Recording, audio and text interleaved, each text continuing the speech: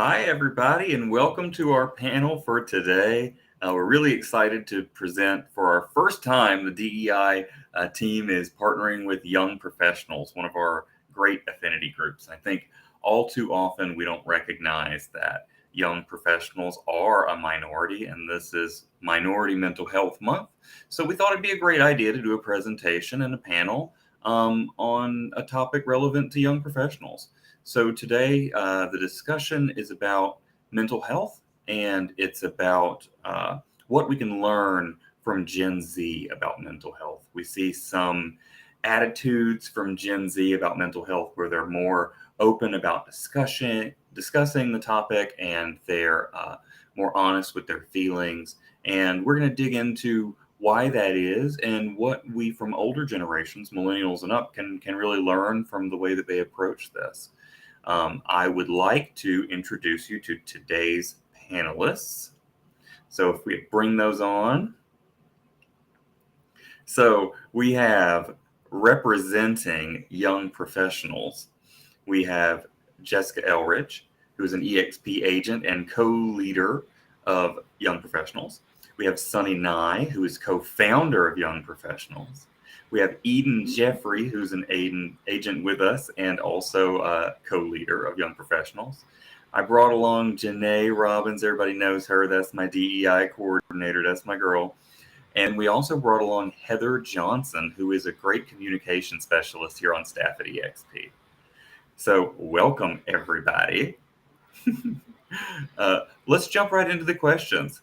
So I want to start with a general question about Gen Z and their state of mental health. So Gen Z appears to be able to unashamedly discuss the state of their mental health and to be really vulnerable in doing so. Where do you think that comes from? What do you think influences that? I'm going to point this one first at Janae. Yeah, so I think that some factors that could definitely be influencing this could be feeling overwhelmed, and that's for many different reasons. One of them can be childhood trauma. I mean, we were exposed to so many different things, both within our own familial structures, but then also seeing these things play out in media. And we were the generation of social progression and social media. So being able to see that on that twofold sometimes only amplified the traumatic feelings.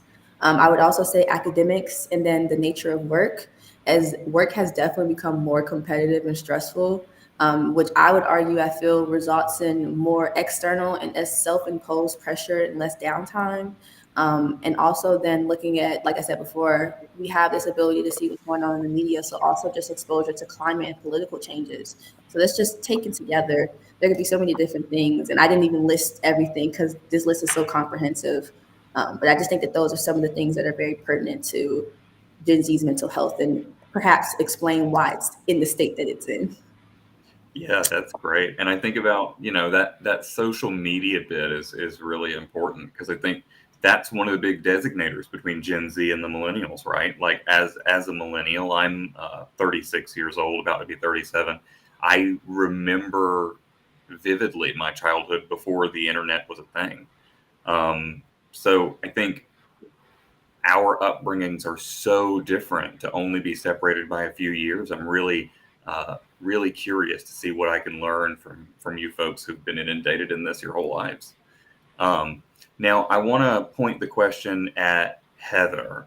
So, talking about mental health and how Gen Z is so unashamed to talk about their mental health, what do you think that stems from? Well, I think it stems from the generations before them kind of paved a path to make it a little bit more acceptable so they can share their voice.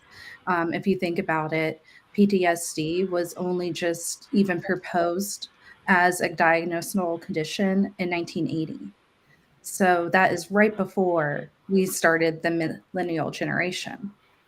So we didn't even know that there was mental health. We weren't aware of it. So now as time goes on, and especially in the last 10 years, we're becoming more and more aware of mental health. And it's becoming more common to talk about it. So it's easier to speak up. And I think it's important to remember that while each generation is going through a lot, and especially Gen Z, that every generation has their unique struggles. And just because they weren't able to speak their voice on it, they may have had those struggles before. And statistically, older generations don't receive the help that they could have needed. Yeah, that's right. In our mental health intersectionality discussion that we had, that was a big topic that came up was so many from the older generations, and you see the percentage get larger and larger as you get younger and younger of folks who are actually seeking help for the mental health. So I think that's another key note too, is Gen Z is not only able to speak about their mental health in a very unashamed way, but they're also willing to get the help that they need. It's a very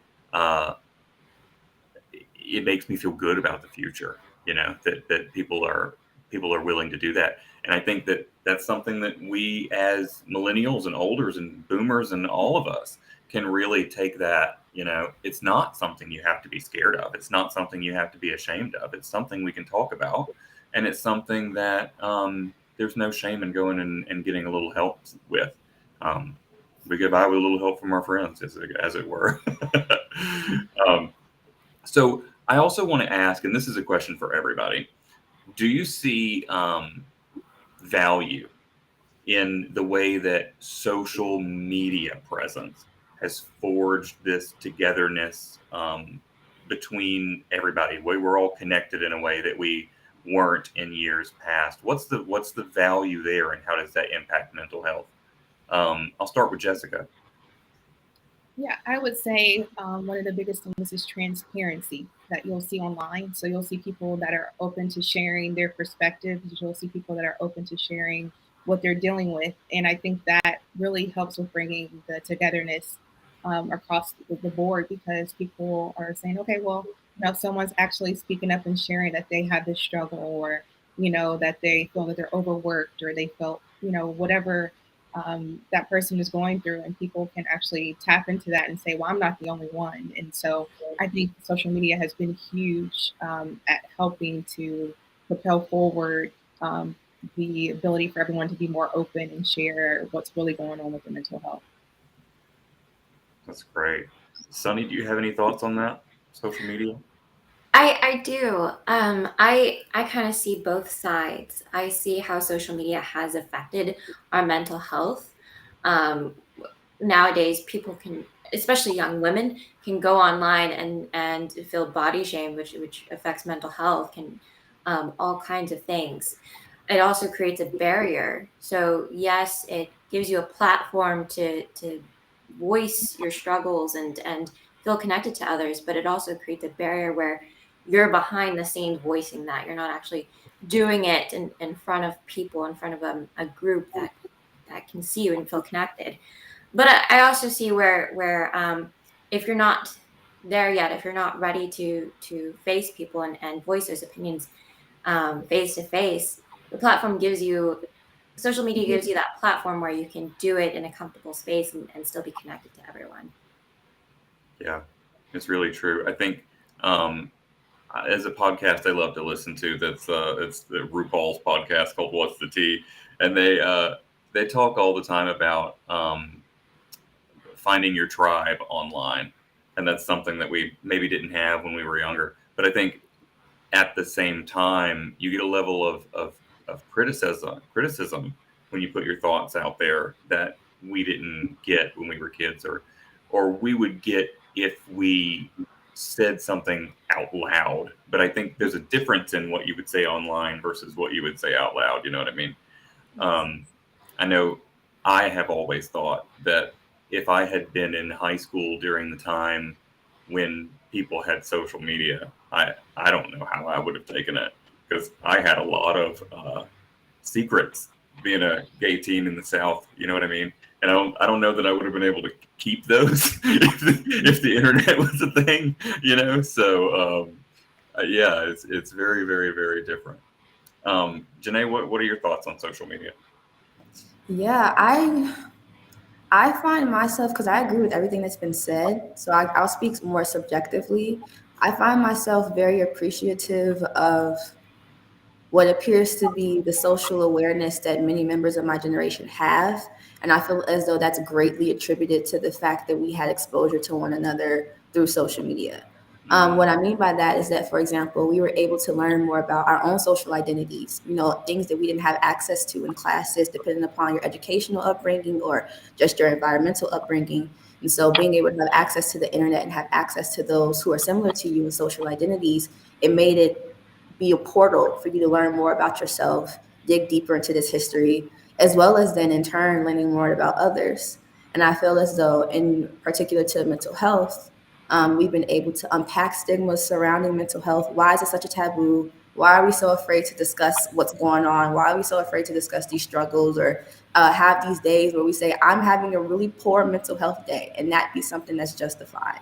And so I just feel as though being able to be connected with one another, it made it easier to destigmatize the tabooness, the unorthodoxness of talking about mental health. And we've created platforms and outlets where people have been able to connect with one another and have that support, because we still are facing backlash from being so open, I would argue, about our mental health. So. That's true. And we see this all the time. I say it at every one of our trainings. With everything positive that the young people bring to the table, there's a negative reaction to that. There always has been, there always will. That's history. That's how the world works. But we have to, be smart about how we combat those stigmas and how we, compassionately tell people the right way to go. And I also think that there's this stigma now against sort of wokeness, as it were. And first off, I that's ridiculous. But I also, you made a really good point, and it makes me think about, having access to the internet, where you can not only find your tribe, but you can find more about your social and cultural identity and find who you really are with the internet, where information that was presented to us before the internet generation was what we learned in school, which is what the Texas folks that make the school books wanted us to learn, or what we saw on TV. And I think, especially me, and I know it was this way for older generations, but me talking about from a personal perspective, in the '90s, watching TV, there's a lot of negative stereotypes on TV. So what you would see, maybe that was the only representation of your culture, was not always accurate. And now with the internet, you can find somebody like you easy, right? And learn more about yourself. That's a really good point. I want to move on to Eden. Yeah, so I completely agree with everything that everyone's been saying. I think social media definitely has its positives and its negatives. It can keep us connected in a way that, like you were talking about, that we've never been able to be connected before, especially in the last 2 years with the pandemic, with people, being isolated a lot. I think it definitely helped us keep a little bit of our sanity, being able to be connected to friends and family and, work and school and whatnot. But I think it can also fuel comparison and FOMO and make us feel like we have to be perfect, because I think a lot of the time social media is people's highlight reel. So you're seeing the perfect angles, the perfect filters, Photoshop, things like that. So I definitely do think it has its positives and its negatives. I actually have a statistic about it. In a study of 1,500 people, 86% said that social media negatively impacted their happiness, which I think is very important for us to look at and recognize and say, hey, social media can be good, but we also need to recognize this negative effect that it can have on people's mental health and their happiness when we are constantly comparing ourselves to other people. That's huge. Yeah, that's a big statistic. It's one of those statistics that feels like, well, that's a shockingly high number. And also, on the same side of that coin, not surprising. Mm-hmm. So, yeah. And I think we've always had lofty expectations of what a person should be in the media. With social media, you feel more connected to the reality of a person. It feels more real than seeing a Maybelline ad. You know what I mean? Mm-hmm. So then it makes it harder to differentiate. Oh, I don't have to look like that to be considered pretty. or I don't have to behave like this to be considered acceptable in society, that sort of thing. Heather, let's move on to you. What's your take on social media? I think that I'm I'm like you. I am a solid millennial, so I see the difference whenever I was growing up and felt like I was the only person that felt that way, to now seeing social media, specifically things like TikTok, where you feel so connected, and it makes you feel a little less alone whenever you're able to find people who are into the same things as you, um, who make you feel like you're not weird for liking the things that you like or being the way that you are. And it's helping people get treatment for mental illness that they didn't know that they had because they see other people and they say, "Oh, I do that," or "That feels familiar to me. Let me go and learn more about this." So it's increasing awareness and education through community. And Yeah. I think that that's a fantastic thing. I wish I had that whenever I was in high school. It would have been a lot Agreed, easier. yeah. And one of the things that I see all the time on social media is uh, ways to combat when somebody comes at you with a fallible argument. You know what I mean? That's I see, because often when I was a kid and somebody would confront me with some gay slur or something, I would just blank red rage whatever would come out of my mouth. But now I look on social media and I see somebody said this to me and this is how I replied, and it has 1,000 likes, and it's like the most concise, perfect answer that's funny and also gets the point across and is educational and is all these things. Like, it's taught me how better to handle those situations. That's the kind of stuff I look for on social media, though. That's not saying that that's readily available to everybody out there, but you can use it as a tool to learn more. Mhm. Um, and I love that about it. I feel like I, it kind of helped teach me, like, meet difficult things with laughter, because whenever you have a community that understand you and are there for you, you can just laugh about it and cheer each other on, and it makes it a lot less impactful and hurtful Mhm. whenever you have that, because you realize, "I'm not the only one. There's a lot of people out there that feel the same way I do, who Yeah. are going through the same kind of struggles I am." And I think that I think that visibility. And it's learning to find that goodness while being able to separate yourself enough from the negativity that's out there as well, because it really is it's toxic out there. It's flat toxic. I think if we looked at the internet as a whole, as a little bowl of cereal, most of it would be maggots. You know what I mean? Like, it's a pretty gross place, the internet, but there is that space to find the good. You just have to focus on the good, which is more than just a social media thing. That's a life thing. Focus on the positive. The example, I was trying to think of the example, but when I'm talking about the comebacks thing, I remember I saw on Facebook some years ago.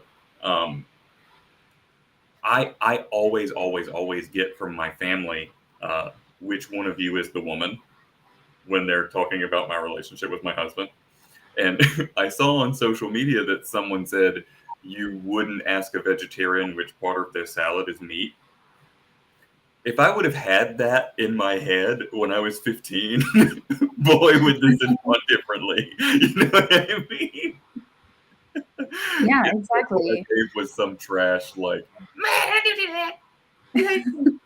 I feel very attacked. Yeah. Um, okay. All right. Let's move on. So the next question I want to ask. I wanted to add something to that, if that's okay. Yeah, go ahead, Sonny. So we're sitting here and I'm listening to everyone, and I apologize beforehand. I am a little anxious, so if I ramble on, forgive me. But we're talking about how social media is a good thing and connects people, and it is. Yes, you can definitely find your group on there that you feel connected with because they're going through the same thing as you. I also want to point out, because this was my experience when I first got out of high school, I was diagnosed with depression and anxiety, and went into treatments and things like that, and used social media afterwards. And it did connect me with groups of people who were going through the same thing as me, but it also connected me with people who probably weren't in the right space to connect with, and drug me down, kept me in that space, and kept me from growing and getting healthier. And so I just want to point out those two things. It can be beneficial, and it can also be a little not bad, but impactful in some negative ways. Yeah, I I'm gonna definitely I was going that. to say, I was going to piggyback on what Sunny just said. I really like that Instagram just did a campaign where they said to take a break. And there was a lot of, influencers posting that they were taking a break from social media. And so just when Sunny was talking, it just made me think that everything is good, just like in life in general, everything is good in moderation. And it's good to take a break, as beneficial as it can be. It's good for mental health, period. You're no reason, period, to just take a break. Even if you're setting timers on your phone, there's so many apps now that help us to kind of, take a break from the, it can be positive, it can be things that can be negative, but too much of anything is bad. So that just made me think, reminded me that that's, key with all of this with mental health is just balance and making sure we're taking breaks for ourselves. Yes, ma'am. So I'm curious if anybody has any thoughts about, from the generation that did grow up with social media, is there anything the older generations can learn from what you've experienced from being inundated in social media about mental health? Anybody have any thoughts on that? That's a tough one.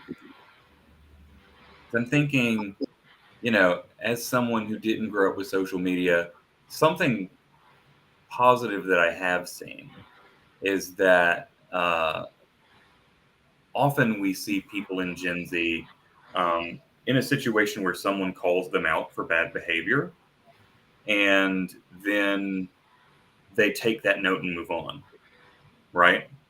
Janae, we've talked about this before, where it's not necessarily a social media thing, but I think being on social media has a lot to do with it, where people, rather than digging into something like an older generation would, if you say, hey, bro, that was a little racist, then often someone in Gen Z can, not always, but often I've seen where people will sort of take that note and correct the behavior and move on, rather than just reacting like, oh, you called me a racist, that makes you my enemy, dig in, dig in, dig in, dig in. You know what I mean? Being able to take feedback from each other is something that I think the older generations can really learn from Gen Z. And I think it has a lot to do with social media. That's my take. I think so too. I think just having it goes back to having that visibility and that access to more people and more perspectives. Whenever you don't have that growing up and you don't have that social media, it's really easy to grow up in your own bubble, in your own like a very small circle and surroundings. So you don't get the outside perspective, and you don't have people there to kind of put you in check whenever you need to, and to expand your frame of mind. So I think that is something that's very positive with social media in today's generation. Yeah, I get that. All right, so moving on from social media, this is another question for everybody. I want to ask, every generation grows up in a different upbringing situation. The way that your family raises you is attitudes change over the generations. What do you think? What effects do you think differences in your childhood upbringing from other generations have had on Gen Z's mental health? I'm going to start down with Eden. I think childhood upbringings have obviously a huge effect on people's mental health later in life. I know that Harvard actually did a study on the effects of, childhood trauma, childhood upbringing, and how that later affects people in life. And when they dealt with things like abuse or certain financial struggles, it actually caused changes to their brain that later affected mental health issues later on in life. So I think, especially with Gen Z, we're recognizing more so how our childhood upbringings can be causing trauma, can be affecting our daily lives and how we interact with other people. And I think we are really trying to, work on ourselves and end that trauma with us, stop that cycle, go to therapy, talk to therapists, that type of thing, and really stop the cycle while we can so that it doesn't pass on to future generations. And so we have healthy coping mechanisms to help those other generations, to help the people around us. And I think that's something that Gen Z is really working hard to implement that perhaps older generations didn't recognize as much. That's great. Janae, what are your thoughts on that? Yeah, so okay, I want to answer this from two different standpoints, personally, and then what I'm noticing more socially. So speaking subjectively, I say that being in the Black community, it's been interesting for my childhood upbringing because so many things that were normalized within so many of my respective communities, I came to realize later on in life, after they further traumatized me, that they were acts of trauma. They were not rites of passages. A lot of things that we suffer through. For example, there's this common ideology that Black people can withstand a lot of pain. I don't know where that comes from. I wish it would go away because it is definitely a myth. And in turn, it has allowed for so many different things to happen to individuals and for us to, I think, too, be dismissive about the pain that we see Black people go through because we have these stereotypical depictions of, well, they're strong. They have the strength to withstand it. I don't know where you got that from, but I'm not that individual. So I'd say that from there, it made it for me a little easier to be able to communicate with other individuals in my community who were still affected by these stigmas because I wanted them to know that what we were going through as it pertained to us having a Black identity was not something that we should have seen as, oh, I was able to withstand it, I'm great, but more so something that we shouldn't have had to go through, and that there's power in admitting and being vulnerable about the fact that that was a lot to take on. And then objectively speaking, where do I start? I have a list of things that I feel like Gen Z has gone through. And mind you, this isn't comprehensive, but bear with me. You have 9/11, the killing of Osama bin Laden, mass shootings such as the Post, Charleston, and Sandy Hook incidents, police genocide against many demographics, corrupt lawful and legal enforcement, human trafficking, especially as it pertains to acts of Indian femicide, anti-Black misogyny, and then also, of course, missing, murdered, and assaulted Indigenous girls and women, the age of Trump, and most recently a pandemic. And I think that just taking all those in sum, all of these events feel 10 times more gruesome and horrifying than they were because they were digitalized. We saw so many of these things play out, just going back to the media aspect, but we saw so many of these things play out socially and virtually. And you still can have access to them. They're public records. And I think that an issue with having that is, aside from the fact that we had to be present and witness that, I've found and I've experienced with me and so many of my other individuals in this generation that so many adults from previous generation downplayed the intensity of these catastrophes and the effects that they could have on our mental health, how that could reconfigure so many aspects of who we are because trauma does that. And you can get secondhand trauma through witnessing acts, even if they didn't directly pertain to you, you can still feel a sense of traumatic experience just visualizing and seeing so many horrible things that had occurred. So I would say that it definitely plays and it has so many different effects on our mental health. So Yeah, that's huge. I mean, I think that we see too often it's become a meme now of I wish I didn't have to keep living through history. Yes. And it really the way that events have taken shape in the past 10 years or so makes what we went through in the 90s and early 2000s look like child's play. I mean, my big traumas growing up and going through high school, when I was in 11th grade, 9/11 happened, and we dealt with Columbine and the killing of Matthew Shepard, and early in my life there was the AIDS epidemic. But mass shootings now and I mean, police brutality. When I was a kid, the only name on anybody's lips was Rodney King, but now there's thousands of Rodney Kings. There's that name is. I mean, we have stories that make that look like, man, we had it easy, and that is scary because that was a big deal.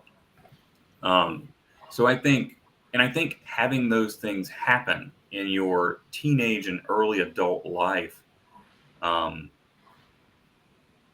that changes people. It's different than experiencing as an adult and being like, oh, it's another messed up thing that happened. Yeah, that's a very, very interesting take on that.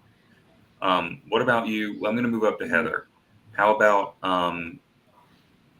so going back to the question is, what effects do you think differences in childhood upbringing have on Gen Z's mental health?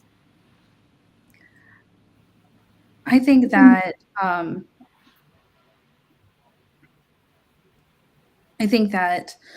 well, everything that Janae said, everything that she said, because she really just,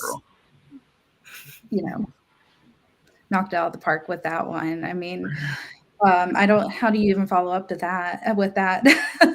Yeah. I think there is an effect on previous generations that don't understand mental health or have enough awareness about it, who are raising a newer generation, who, even though the stigma around mental health has gotten substantially better in the last 10 years, is still there. And it's something that affects, the youth and the newest generation as they grow up, and having that stigma in your home. And that stigma might be different for everyone and every family and every culture. It's different everywhere. And every culture has their own kind of stigma around mental health. Yeah. And me and you have talked about this too, but I think this ties back to childhood upbringing too, because you hear it a lot from, I'm going to talk about this particularly from the perspective of the men in our lives when we're younger. We often hear the word crazy used about particularly women. In my life, in my upbringing, particularly about the women of color in my life. And that word crazy is,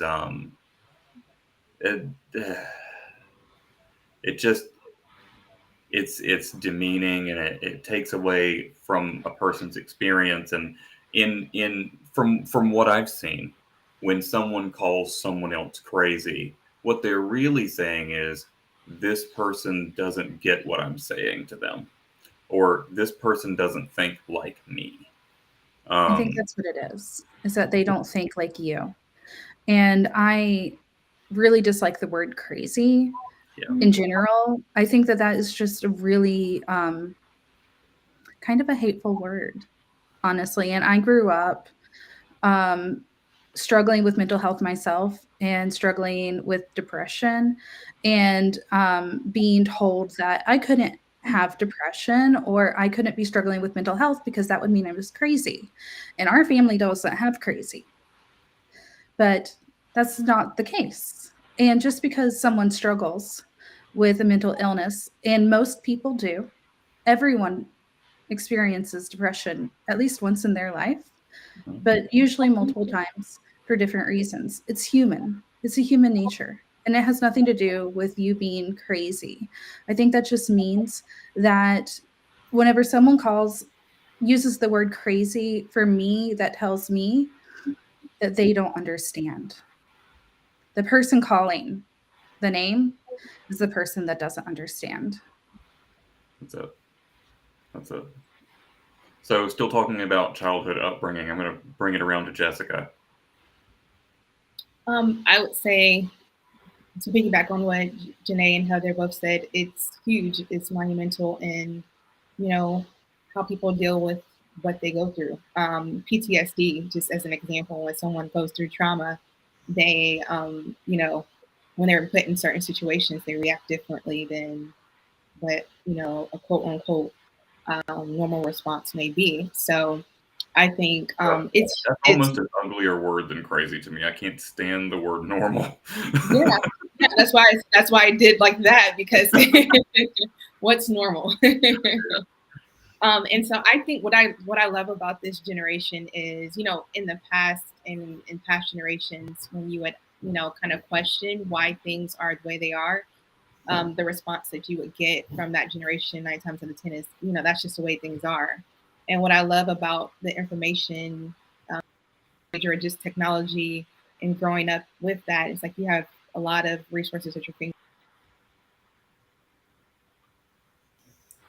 Why are things the way that they are? Why aren't things changing? Why is this the way that it is? Why don't people understand that they should be respectful to people who don't look like them? Or you have all these things that are that I think the younger generations are starting to question the status quo, like why are things the way they are? What can we do to change them? And so I love that the conversations are starting, conversations like these, we're discussing them, where in the past it's just like we don't talk about it, we kind of shove it under the rug. It's not something that we it's just, it is the way it is, and we're in our little bubble over here and they're over there, and just stay in this world and we'll stay in that world. And you see and hear, and that's just kind of how it's been. So I love the fact that we have these discussions, and it's, it doesn't matter how you start, what trauma you've gone through, it matters how you finish.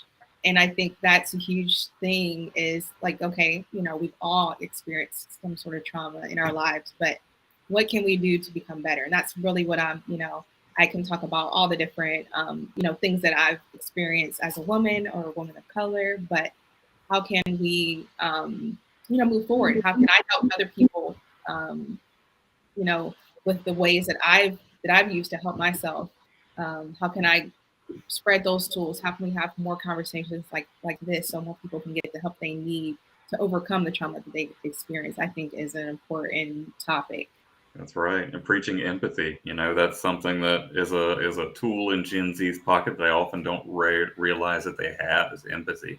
I think so much has happened, back to Janae's point, all the stuff that's happened in Gen Z's upbringing lends itself to people wanting to be more empathetic to one another.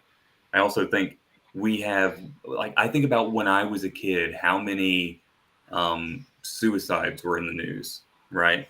And that number compared to when you guys were growing up is, I mean, it's astronomical how many teenagers took their own lives in the, starting the 2010s and up, basically.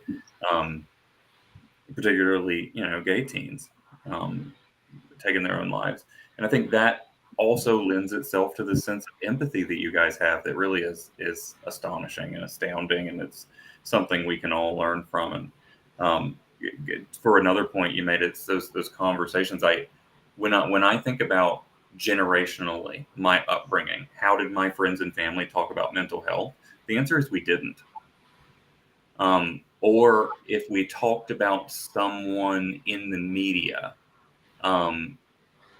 we would say, "Oh, she's crazy. He's crazy," and that's the end of the story. There was no further, what can we do to help them? What's going on in their life? I think very vividly, this wasn't when I was a kid, this was when I was in college, but what happened with Britney Spears, with the head shaving and all of that business. Like, we just rubber stamped her on the head. She's crazy. And now I think as adults, we're all realizing that was very problematic. That was not an appropriate response to someone going through a crisis. Yeah, but we didn't have the words to talk about it because we didn't at home. Yeah, that could just be me coming from my particular upbringing, being in the South and the church and all that kind of stuff, that we didn't talk about it. But I do feel like at home, we just didn't have those conversations. Not even with my friends, I didn't have those conversations. We'll wrap up this question. I want to talk to Sunny about this. I have so many thoughts just running through my head right now after listening to everyone. Their answers were just beautiful, and I guess this is what I want to say to it, and there's probably several answers that I have here, but I'm listening to all of you, and I'm thinking about my grandparents' upbringing, my parents' upbringing, and what they went through, and how it affected me later down the road. Because each generation is like, well, I'm going to do it different than my parents did, and then they maybe some do, some are great, they really make a difference, and then there's some that say that, but then they don't really, and those generational um, traumas carry on to that next generation. And so that's something that I've had to struggle with, especially when it comes to depression, anxiety, alcoholism. That's all one of those things that's carried down. Another thing, we were talking about men and women and being crazy. Like that's a word I hate, but an image came into my mind of like, um, when I was going through my struggles with depression and anxiety, and at at the time I was in a relationship with someone who was emotionally abusing me, verbally abusing me, and anytime I acted out, or said that was wrong, or got upset, people's response to me, older generation's response to me, was always, let it go, you're the one attacking them, or let it go, he's just being a guy. And today that has affected me so much, because I go into therapy sessions, and I'm like, I'm the bad one, they're just calmly saying something, and but I know in the back of my head it's wrong, and it's affecting me. And so I guess where I want to change things is the whole thought around that, if I'm making sense, is the whole thought around that we're not the crazy one. If we're not the crazy one, we're going through these struggles. These people have an effect on us, and they may be cool and calm, but does that make any sense? I'm so It sorry. totally does. Yeah. It Okay, does. yes. So I just Thank want you for to sharing that. make it clear that we're not wrong. We're being affected by this stuff, and we have to change the wording and how we talk to people about what they're going through, and get them the help they need. I'd like to say something to touch on what Sunny just said. There's something called reactionary abuse, where someone reacts to abuse and then they look like the crazy one, and then the abuser points at them and tells them that they're crazy. Yes. And I think that as a generation, we've been reacting to generations before us, not acknowledging mental health issues. And whenever you went to Britney Spears, I think that was a perfect example of reactionary abuse, being constantly pursued by paparazzi and finally having that break. But no one talked about the ways that she handled it before that moment. And no one talks about what someone did and what someone put up with before that final break. Yeah. So I think that is something that, as a generation, we need to keep in mind. Abuse, mental illness, it's all generational. It's systemic. It goes in cycles. There's a saying, hurt people hurt people. It's because if you are a hurt person and you have only ever known someone treat you with abuse and pain, that is the only way that you know how to treat others. And so it cycles through generations and generations. And it takes people stepping out of that and breaking that mold to change. Yeah, that's huge. Yeah, I think that reactionary piece that's a big takeaway for everybody. I think that we really can learn from not giving a knee jerk reaction in that manner. Yeah. So I know we're running low on time. I just want to go through the questions and see really what we want to touch on. Okay, so what are some ways that we can, as staff, agents, leaders, help in mitigating mental health concerns for anybody, for members of Generation Z, or for those of the older generations? How can we help mitigate those challenges? I'm going to point this one right back at Heather. I think just talking about it, being open about it, just being aware that it's happening and keeping an open mind. Let's support each other. Let's acknowledge the fact that it's human to feel emotions, whatever those emotions may be, and that we don't always have to have a smile on our face, that sometimes we can feel things and we can be sad, and we just support each other, and it's okay. That's beautiful. Sunny, I know you've got thoughts on this. I do, yes, yeah. I want to say EXP does a great job at taking care of their agents and their staff. They provide a lot of great resources.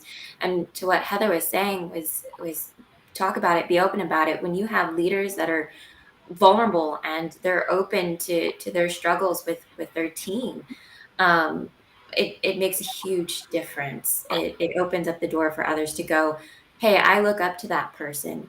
They're going through something and they're talking about it. Then maybe I can be open about my struggles and talk about it too. And I know that's made a difference in my life. Yeah, that's huge. And I also would encourage anyone who's watching this who manages staff, if you have a staff member that comes to you and is experiencing a mental difficulty or has a learning disability or maybe isn't operating in the same way that other employees do, I would encourage you to reach out to the people team or to me and Janae at the DEI team to learn more about how you can be inclusive of that person and value their differences. I think that it's something that we really can do as people that manage people to learn more and keep ourselves educated about how different perspectives, different mindsets, and different uh, places in people's mental health journey actually make us a stronger team. Because thinking about things from a different angle means you're not always going to come up with the same answer and makes your team more impactful. And even if you do come up with the same answer, the way in which the answer is arrived at, um, those steps can help you learn more for the next time. A diverse team is if you find out that somebody on your team is operating on a different wavelength, champion that. You champion that, and take it all the way to the bank, because that you need more of that on your team. Yeah, and we offer a training on learning disabilities that can help you as a manager with folks on your team that have learning disabilities to be more inclusive of them when you're training new material. So I'd encourage you to come to us with that sort of thing. What else do we want to talk about? So this is a good one. Even though Gen Z is much more open generally, they still face a lot of stigma, and it affects them when we were looking through an intersectional lens. What can we do to help those in Gen Z that are facing stigmas based on their other intersectional identities that are more than just their age? Jessica, you want to talk about this? Okay, yeah. I think that just having more conversations like this, sharing, being more transparent online. I think also, you know, discussing the transparency, but having some action steps, or just sharing resources, because there's tons of resources out there, but a lot of people just don't have access to it. They don't know. Um, so just sharing the resources to people so that they're aware, because like, we've touched on here, there are cycles, there are generational things that people go through, but there's a way out of it. And if people don't have those tools or resources to break those habits, then it's just a continual cycle. So just sharing those resources, so we can break those stigmas, and having more conversations, I think, is crucial. That's great. Janae, I know you've got some thoughts on this one. Yes, I do. I don't know where to start. Okay, I guess I'll say this. Reducing our biases. I think that's a great place to start. That helps with so many different things, but in particular within this context, just thinking about reducing our biases across interracial and then intergenerational axes, what power there could be in that, in people, communities of color specifically, who are still facing so many different stigmas concerning mental health, and their ability to better destigmatize and dissect issues of mental health and be comfortable in doing so, and then vocal to others about the fact that they're doing so. And I would say that what does reducing those biases embody? First thing would be checking on your loved ones. Like I mentioned before, that I know that a lot of individuals, and this is in my personal experience, so many different individuals from previous generations that are in my life have taken to invalidating my low or poor mental health. And then in turn, when I came out with having several mental illnesses of my own, that being depression and anxiety, took even further to invalidating that as well. I remember a common thing that would be said to me was, "You have nothing to worry about. You're a child. You're being taken care of. You know, I come get you. I take care of you. There are so many other children like you that are going through worse than you," as if it's a rite of passage that I don't have to have a low place on the totem pole of the trauma Olympics. Like that's not a good or advantageous thing, but That's not a I've good been look. surrounded Yeah. by so many different individuals and so many different older individuals.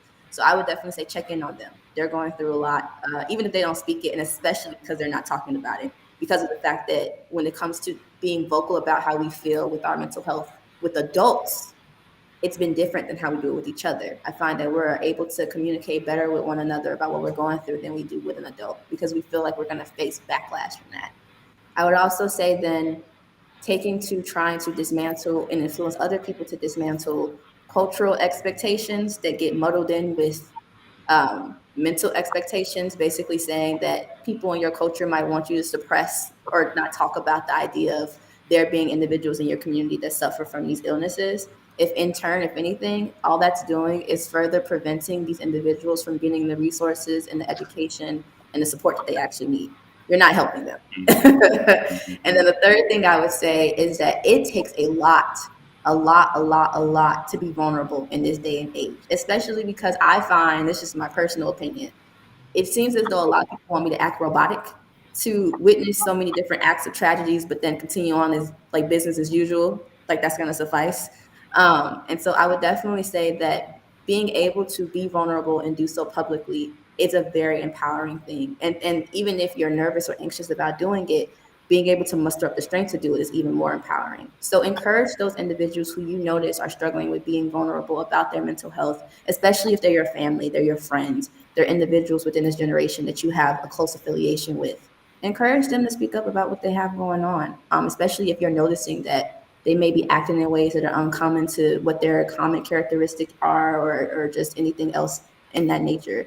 So those would be some things that I would advise.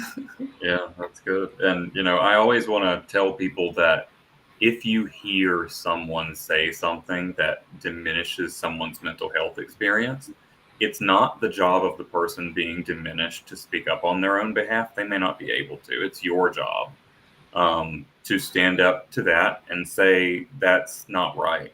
The things that I hate the most are suck it up. That gets told to boys a lot. Everybody has anxiety. Calm down, Beyonce. Not everybody's not everybody's anxiety is the same, and you're diminishing my struggle. Everybody gets sad a little. You just give it time. No. That's not. I need help now. Not. I'll be better in a year doesn't make me feel better now.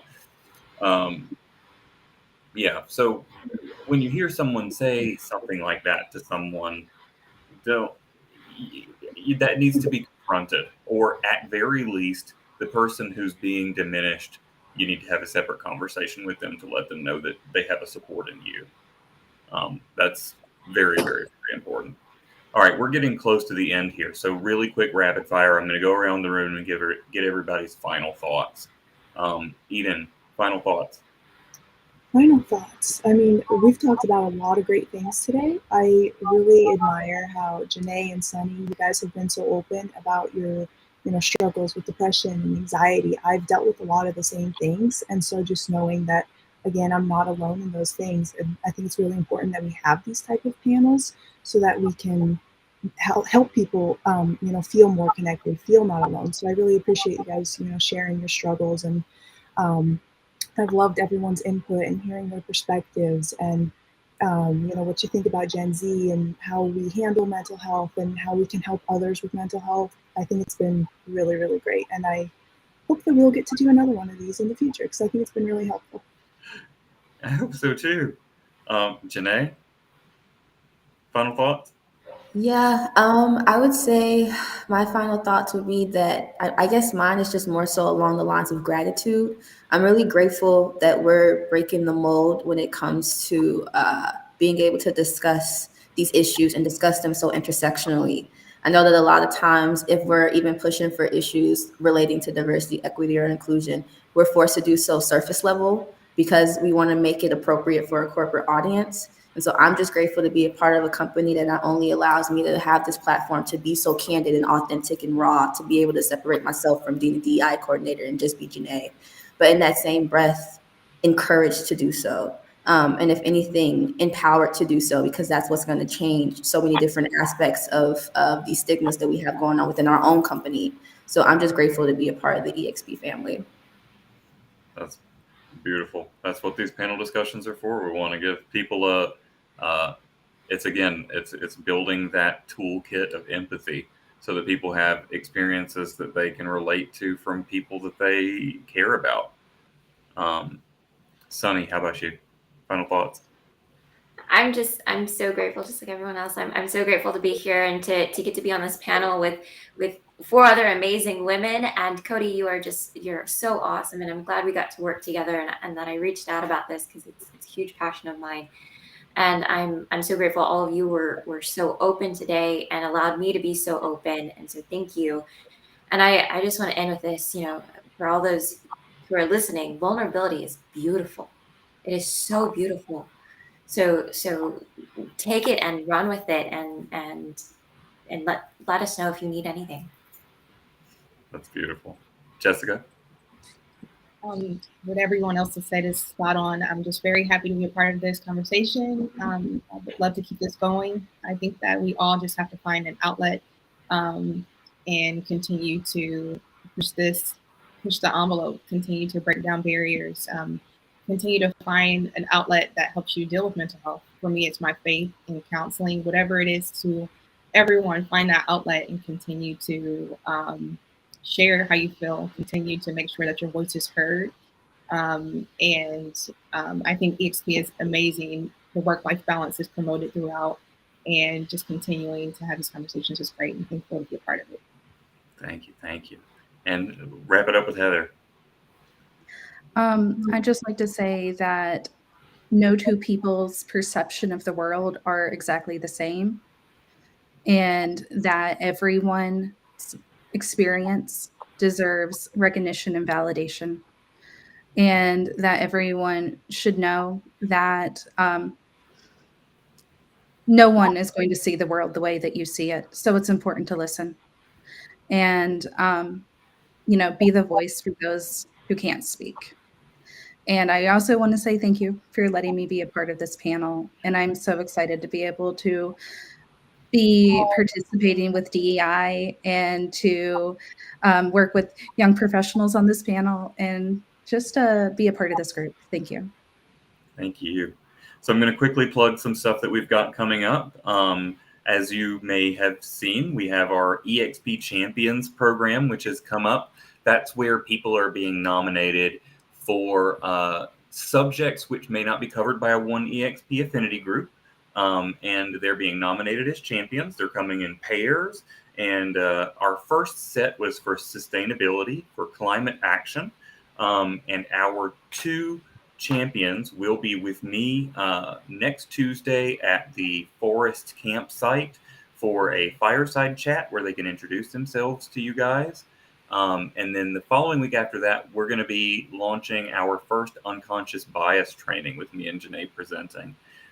So I hope everybody's looking forward to those events. And if you want more information or want to join, I would encourage you to check out the DEI Workplace group. It's Diversity, Equity, and Inclusion on Workplace. Also, please go and check out Young Professionals. Young Professionals is always looking for new and passionate members, not just from people who are young professionals, but from those who see value in young professionals. They put out a ton of great content, and that's the reason they're here with me today, because I love young professionals. I don't think there's a more important affinity group than young professionals. You guys are the face of the future, and I'm thrilled to be able to partner with you guys. And I think now you've seen how easy it is to throw something together with Uncle Cody over here. So come at me with more ideas and I'll help you signal boost. Thank you everybody for being here, and thank you everybody for attending, and we'll see you next time.